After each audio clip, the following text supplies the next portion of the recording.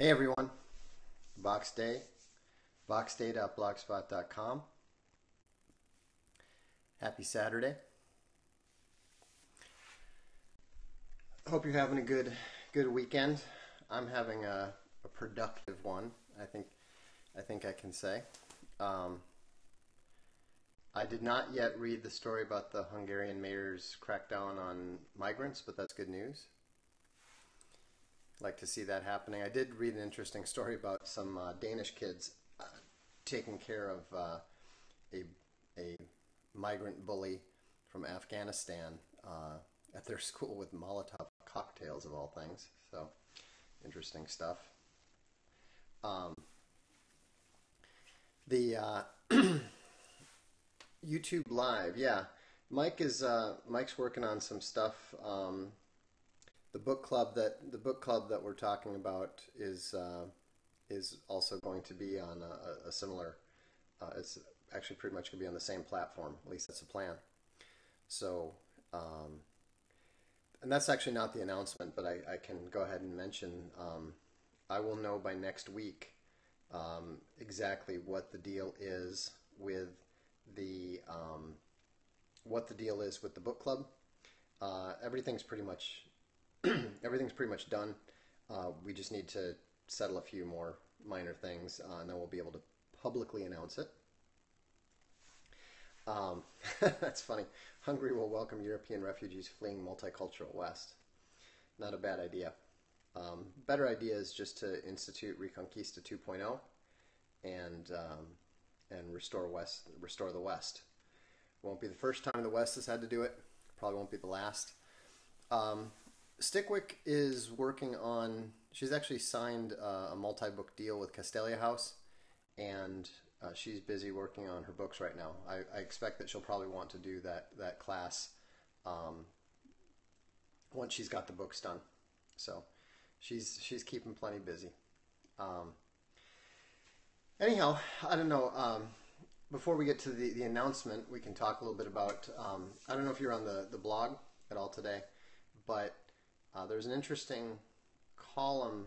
Um, One of Castelia's authors, one of our best authors, John C. Wright, was attacking the concept of identity politics and the alt-right's perspective on identity politics.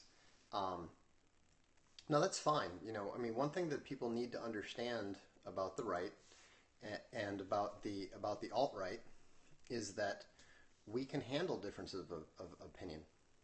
We're not the left. We don't need to cram our dogma. We don't down everybody's throat.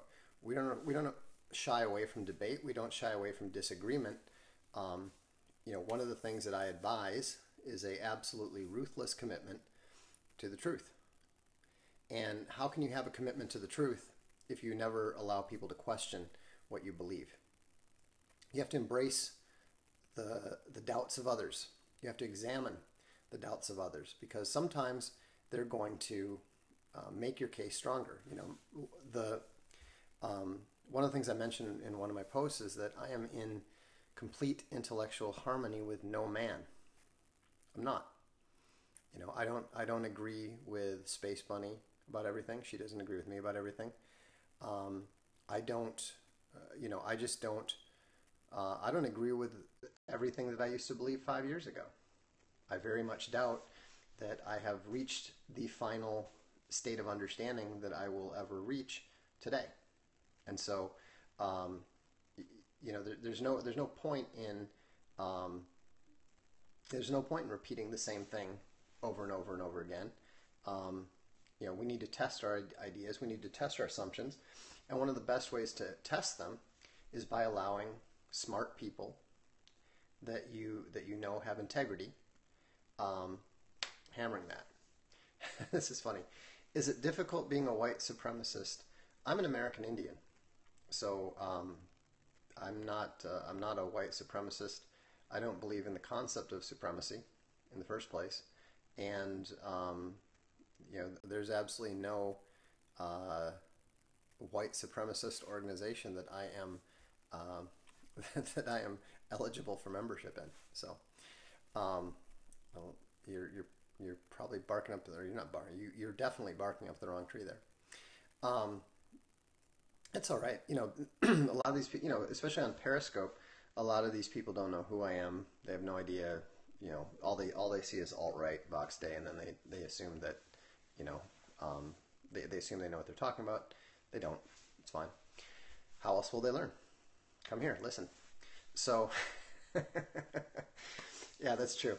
The vile faceless minions. I guess you could say that we're in complete harmony because they, of course, are sworn to mindlessly obey me. But that's a different sort of special relationship. Anyhow, but the point is that it's funny. I look like her husband, and he's American Indian. Well, the thing that was really crazy to me was that I looked up a woman from my tribe, and my jaw just dropped when I saw the picture of her because she looked exactly like a female version of my brother, one of my brothers. So that was pretty funny. But and the other thing that was interesting is there's a painting from the 1800s of a chief from that tribe, and it turned out that this painting of this chief looked very, very, very much like my mother. So that was kind of crazy. My so my maternal line is American Indian. My father's side is English and Irish. So, anyhow, let's see. Did I know my entire life? I did know. I did know that we were something. I didn't know what. It's pretty obvious. You guys have never seen my family, so we stood out like sore thumbs in Scandinavian, German, Minnesota. My mother is actually, she's very dark. In fact, when she's in the summer, she's quite frequently darker than quite a few of the African Americans you see. And so, I just happen to look more like my father. My three brothers all look like Aztec gods. They were all male models. So, anyhow, I didn't get the looks, sadly. But anyhow, the interesting thing about this is that I was having this discussion with John. He's a civic nationalist, and it's kind of crazy because one of the things he said is that America is founded on the idea on the idea that all men are created equal. The famous phrase from the Declaration of Independence. But the reality is that that's just a rhetorical flourish. That notion that America is founded on that one line, not even a line, but part of a statement, is no more true than the idea that George Washington cut down the cherry tree.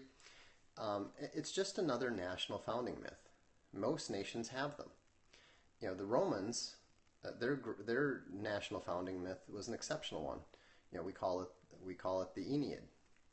It's the idea, it's written by a Roman, and it's the idea that Rome was founded by Aeneas, who was the son of Priam, the king of Troy, and he was fleeing Troy. He landed in Italy, and he founded the city of Rome.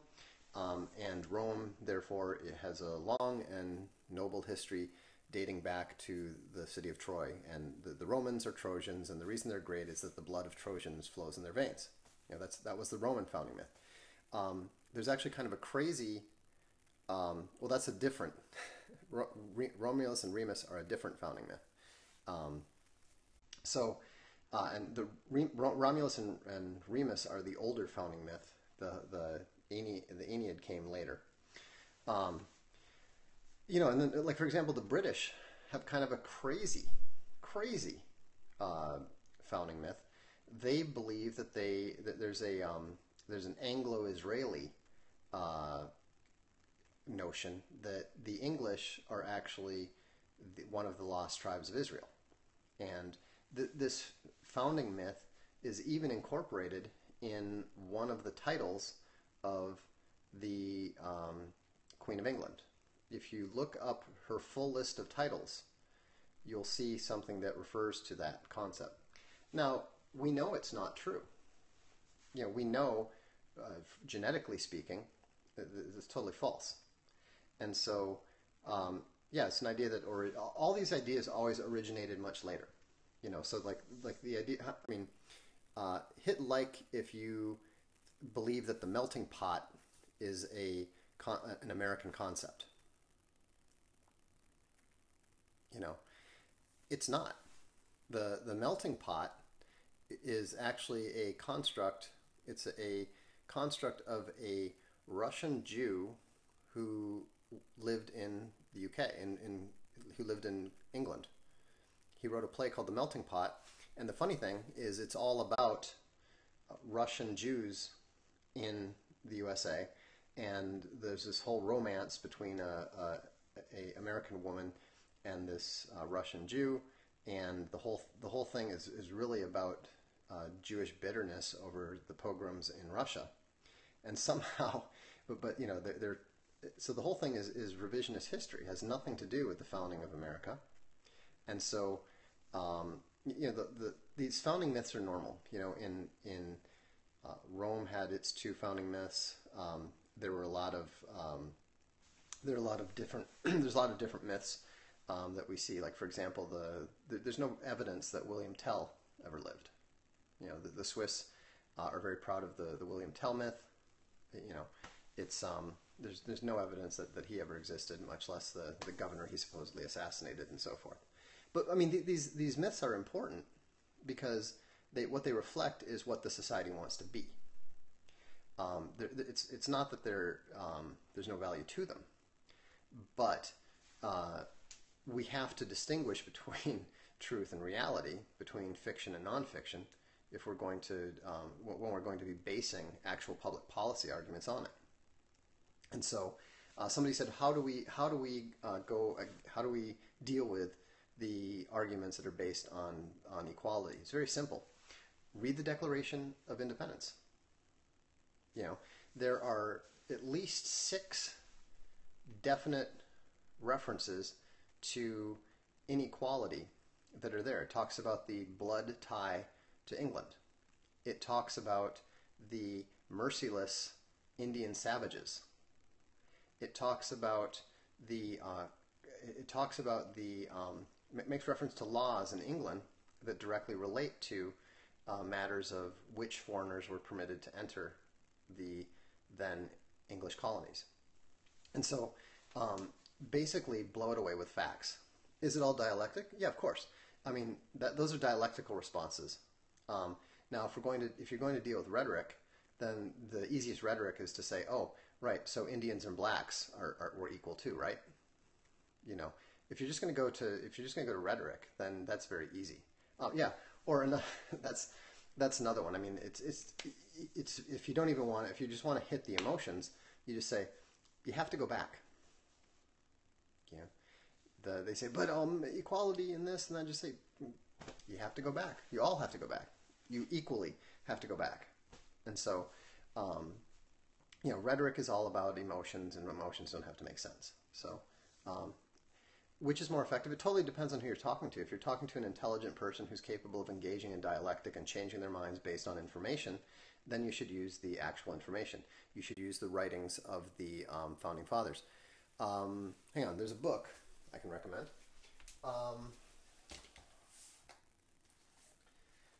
I wrote this with my fellow American Indian, John Red Eagle. Cuckservative. It's called Cuckservative: How Conservatives Betrayed America. It's in paperback. It's an audiobook. It's in Kindle. Read it. We've got quotes from Ben Franklin complaining about the Germans. We've got quotes from both Washington and Jefferson talking about these things, and so it's very, very useful. I think you'll find it incredibly useful in this regard. It basically rips apart all the melting pot arguments, all the proposition nation arguments, and so forth, and then so you'll find that useful. Somebody just asked me a question. I missed it, I'm afraid. Oh, Hotep. Yeah, I know one or two of the guys in the Hotep. I mean, to me, the positive relationship between Hotep and alt-right makes perfect sense. You know, if you read the 16 points, you can see that my description of the alt-right is a movement that supports all all nations and all nationality movements. Okay, the Hotep is about it is a form of African nationalism, and it is in our benefit to support them in that regard. There's no reason for us to. I mean, there's no reason for us to be enemies. They have the same enemies we do. Globalism has not benefited the African people very much. You know, it's maybe increased their numbers, which are being artificially propped up by the outside. But you know, Nigeria used to be able to feed itself in 1950. Nigeria can no longer feed itself. You know, yes, its population has absolutely exploded. Guess what's going to happen to all those people? Most of them are going to die once the West stops propping it up. And the West is not going to continue to be able to prop it up when the third world people who are incapable of maintaining an advanced society bring down the level of the society to the point that it can no longer support those external societies. This is all, you know, this is all very simple, and it's not an accident that the globalists want a lower human population. They are arranging for that. And so, you know, and so it's a, you know, it's a terrible situation, and the Hotep guys are some of the smarter African Americans out there, and they know that they have to fix their own community. We can't fix their community for them. They can't fix our community for us. So, I think Trump probably will go hard after Soros. I mean, Bannon, I'm sure, has already told him, look, you got to go to the root of the problem. But you know, the globalists are the problem. You know, they're the ones who have created most of the challenges that the United States is facing. Yeah, you got to keep in mind. You know, the crazy thing is people think that Trump, you know, because he likes to tweet and likes to throw rhetorical bombs and that sort of thing, people think that he's out of control. It's ridiculous. I mean, the guy clearly operates in a very observable pattern. He hits hard, then he sits back, watches a reaction, buys his time, and picks his next shot. His next shot, I bet, is going to be impressive. You know, and so I mean, there's a reason why he has a brilliant strategist like Steve Bannon advising him. So anyhow, if you're if you're interested in the myths of the melting pot and exploding the notion of the proposition nation and all this, you know, this revisionist 20th century fake history, I advise reading Cuckservative. If you just want to read some stuff for free, come over to the blog, voxday.blogspot.com, and there's going to, you know, you can see that little mini debate with John Wright. You know, he's a smart guy. He's a great guy. And so it's good to see those kind of debates taking place. Now, to the announcement. You can probably tell from my shirt, this is the Infogalactic shirt. I have two Infogalactic related announcements. Before I announce them, I want to thank all the folks who have signed up to the Burn Unit. You guys are making this stuff possible. I appreciate what you're doing very much. If you're not familiar with what it is, the Burn Unit is people who are subscribed to Infogalactic and are donating anywhere between 10 to 100 bucks a month to Infogalactic, paying for our servers, paying for some of the contract programmer time that we need, paying for some of the tools that we need. You know, they're the ones making it happen, and we're very appreciative of that.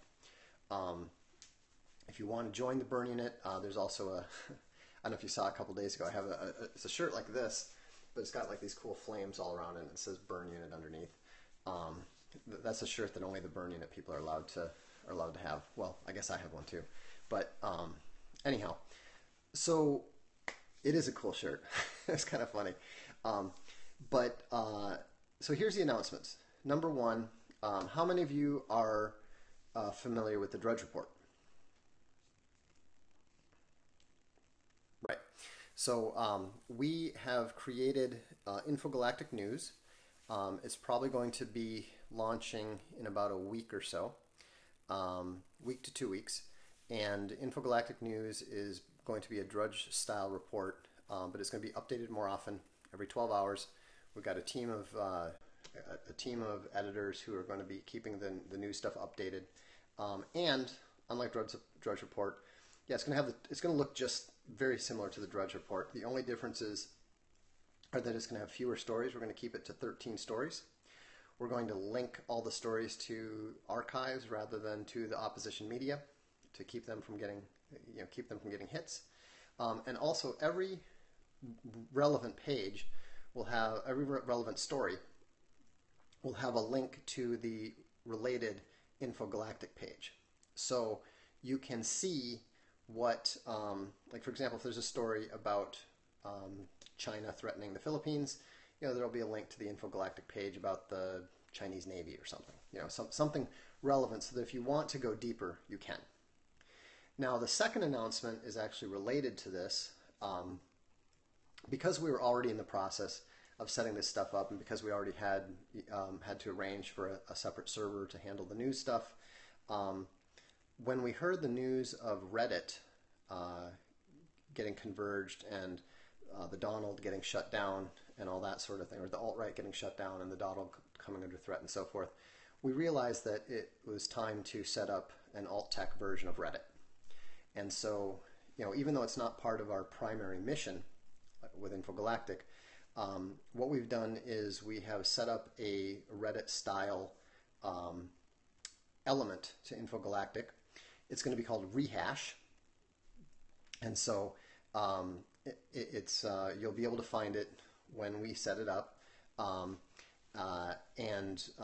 same logins will work for Infogalactic as for Rehash is part of Infogalactic. So what we'll have is basically we'll call it a reader as opposed to an editor. Editors are people that are modifying the Infogalactic pages. A reader is just someone who is there, and this actually fits into our long-term strategy, because we've always planned to have fact, context, and opinion pages. Well, Rehash is essentially going to be the functional equivalent of the opinion pages. We'll do something more sophisticated down the road. Right now, what it is basically just a Reddit-style, billboard-style interface that is spun into it, and every Infogalactic subject page will have a link at the bottom to the related Rehash page. So if you want to get into discussions of the Chinese Navy, you start on the Chinese Navy page, you click the Rehash link on the bottom, and then there you are on a Reddit-style subject where you can discuss exactly that. Now, one difference is that it's going to be what we call a conceptually free space, but it is not going to be a completely free space, in that because there's so much family content at Infogalactic, we're going to basically going to prevent people from being able to use various obscenities and vulgarities and so forth. If that's important to you, then you can go and be a potty mouth on Reddit and let them thought police you. We think that it is the conceptual freedom that is much more important. If you want to argue that the ruling family of England are lizard people, that's fine. If you want to reveal what's happening with regards to Pizzagate and that sort of thing, that's fine. You just have to watch your language while you're doing it. So and again, if we're not claiming that it is a free speech zone. We're claiming that it is a free idea zone. All right. And that, that's, I understand that will disappoint some people, but the reality is that, our goal was not, our original goal, our original vision was not to set up Reddit. I have no idea. It's not something that I'm following. I'm a little busy. So, um, yeah. So I hope that and again, if this is something that you want to support, this is I mean, I realize that this is something that some people are much more interested in than others. Um, you know, uh, Sign up for the Burn Unit. Help us make it possible. Um, the moderator stuff, I have no idea yet how we're doing that, what we're doing. Um, will we be able to talk about stuff like the Jewish question? Yes, of course. Just don't call them Hebes and Kikes. You want to talk about the Jews? Talk about the Jews. But there's no need to be derogatory. You know, um, it's not a. I just don't believe it's necessary. Um, and to me, it tends to strike me as uh, primarily rhetorical and primarily intended to manipulate the emotions of others. And that's exactly the sort of thing that we have no interest in. This is more about dialogue. This is more about discourse. This is more about dialectic. If you want to get into, what do they call it? Bants or, um, you know, trolling and that sort of stuff. Go do it somewhere else. Go to the Chans. Go to Twitter. There's plenty of places you can do that. What's difficult to find is intelligent discussion. You know, and so Red Sea pedestrians is fine. I mean, we're not telling people they can't. We're not telling people they can't tell jokes. We're not telling people that they can't, that they need to be put on a top hat and a tie when they're commenting there. They just need to be reasonably polite. That's all. And um, so anyhow, if that's something that you want to support, join the Burn Unit, and I'll be go into more detail when we have some idea of what to do about moderators and all that sort of thing. That's all in our wheelhouse because we've had to think about that a lot with regards to the Infogalactic admins and so forth. So, and then finally, high functioning gypsies is fine. Um, there's nothing wrong with gypsies. Um, the what was I going to say? Also, I'm going to be starting my first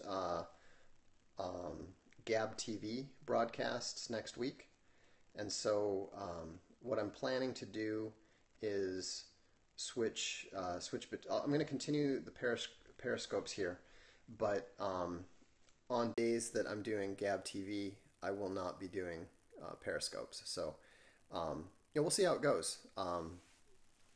I think I've seen that I've got 15,000 Gab followers in far less time, in months, whereas it took years to accumulate the 28,000 Twitter followers. So it'll be interesting to see how quickly these things get going. I believe Gab TV will also have notifications, but they're also doing something that's a little bit more based on time. Like in order to do it, I had to commit to being able to do it at a certain time. And so you should get notifications, but I'll pop stuff up on the blog, at least half an hour ahead of time. So if you're paying attention to the blog, you should know. And if you're on Gab, you should be getting a notification too. And I would highly recommend that you do get on Gab and support it because they're a primary ally of ours, and they're not converged. What I'll do is I'm gonna a number of you here hit the hearts if you are not on Gab yet. Okay, so there's still a fair number of you. What I'm going to do is I'm going to talk to Andrew, and we'll arrange it after a Periscope that you can all send me emails with something in the subject, and then I'll send the list to Andrew, and we'll get everybody on Gab so that you can watch the Gab TV stuff. So we can take care of that. In any event, so that's the scoop. Look for Infogalactic news. look for Infogalactic Rehash, and we will. I'll be announcing it when they're actually up and live. So have a good weekend, and I will probably be doing a dark stream tomorrow night. So have a good weekend.